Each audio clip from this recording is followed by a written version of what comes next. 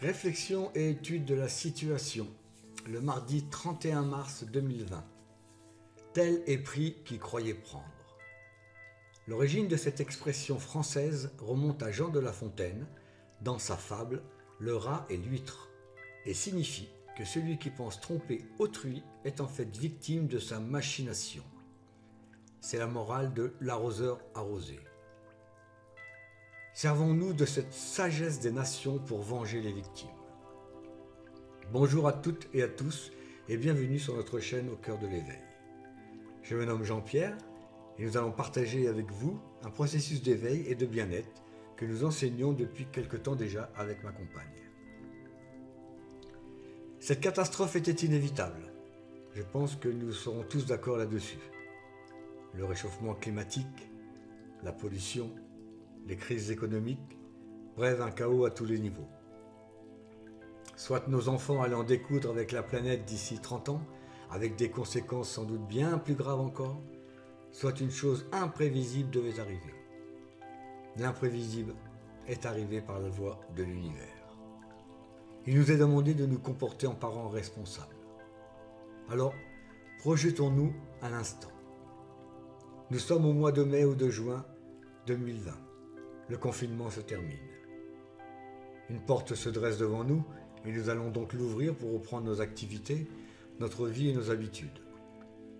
L'heure n'est plus à la polémique mais à l'éveil. De se demander si cela n'a pas été mis en place volontairement pour mettre fin à la révolte des peuples ne ramènera pas nos morts et surtout n'amènera aucune solution pour améliorer la situation présente. Les diverses théories du complot. De se rendre compte que Big Pharma, les lobbies pharmaceutiques, sortent grandis de cette histoire ne nous amènera guère de satisfaction. Je précise que je ne suis pas économiste et qu'effectivement, il y aura de gros dommages collatéraux à tous les niveaux. Mais c'est ainsi depuis la nuit des temps. Il faut mourir pour renaître. Il est essentiel que cet arrêt sur image, sur le son et sur l'action serve à quelque chose. Il est à présent demandé d'agir. Alors ne pensez pas que le changement viendra de l'extérieur, c'est un leurre. Le changement viendra de l'intérieur, de nous. Ce qui se passe actuellement n'est pas dû au hasard. J'étais personnellement très pessimiste sur l'avenir de notre planète, me disant que les enjeux financiers étaient trop importants pour que cela ne change. Et l'univers a envoyé un message, comme par enchantement, comme une malédiction. Help! Je ne respire plus et je vais mourir. Mais vous allez mourir également. Prenez ceci comme une aide bienveillante. Et à présent, j'y crois à nouveau. C'est l'ultime espoir. Il nous est demandé de nous retrouver, de stopper cette course vers la mort, de nous éveiller à un monde nouveau, d'ouvrir la porte à la connaissance. Le post que je partage donc avec vous a pour but de vous faire découvrir ce processus d'éveil et de guérison. Alors je ne suis pas le Messie, ni Ronaldo d'ailleurs, je n'ai rien inventé. C'est le travail de quelques années de recherche que je vous livre. Nous étions en train de préparer notre agenda avec de nouveaux ateliers quand cette transformation demandée est apparue. Qu'à cela ne tienne, les voici en avant-première. La connaissance, c'est quoi? Eh bien, c'est le contraire de l'ignorance. Marie Curie, il y a quelques années déjà, disait « Rien dans la vie n'est à craindre. Tout doit être compris. C'est maintenant le moment de comprendre davantage afin de craindre moins. » L'ignorance est une des premières sources de mal-être, de souffrance et de problèmes quotidiens. Un post est déjà en ligne, je ne reviendrai donc pas là-dessus. La connaissance, c'est le savoir. La connaissance, c'est d'apprendre et de comprendre que tout est à notre portée et que tout vient de l'intérieur. Dans un des premiers courants philosophiques, la Kabbale, il y a des éléments principaux, pour se révéler à soi. Le 11e est invisible, c'est la connaissance.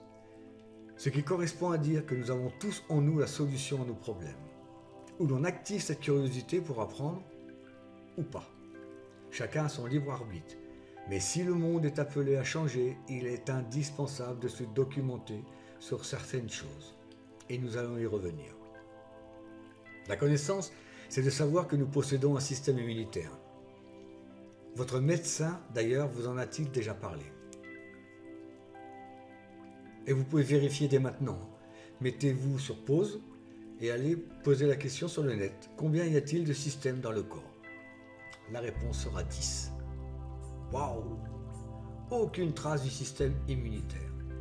Système pourtant qui est essentiel à notre équilibre vital, et qui est responsable de toutes nos maladies quand il n'est pas équilibré, en général. La médecine chinoise se base essentiellement là-dessus, et Hippocrate a été lui-même emprisonné 20 années pour avoir été un des premiers à parler d'alimentation pour la santé. La connaissance, c'est d'aller voir sur YouTube la vidéo qui a pour titre « Le lobby pharmaceutique et l'empire Rockefeller ». Bon, là c'est un petit plaisir perso que j'ai à faire découvrir cette vérité troublante. Mais c'est en prenant conscience de toutes ces choses cachées, intentionnellement ou non, qu'une transformation incroyable est possible. Et c'est grâce à cette connaissance nouvelle,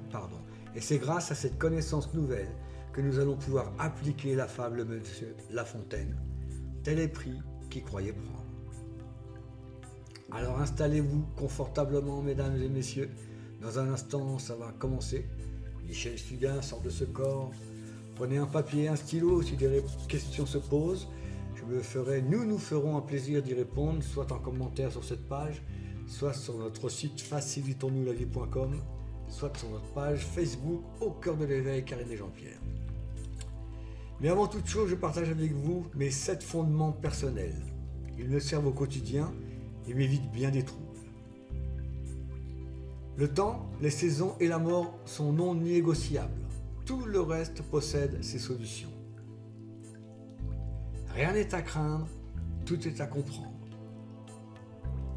L'ignorance est à la base de toute souffrance, douleur et maux du quotidien. Ne pas confondre les faits, les vérités et les suppositions. Nous serons confrontés à cela toute notre vie. Tout ce qui résiste persiste. Tout ce qui est compris se dissout. On peut aider, indiquer divers chemins, accompagner, mais pas sauver si la personne ne le désire pas. Et surtout, le dernier, expérimentez tout ce que vous pouvez lire et entendre. Voilà. L'heure est à la réflexion. Je vous donne rendez-vous demain pour activer ce processus. En vous remerciant. Bye bye, à bientôt.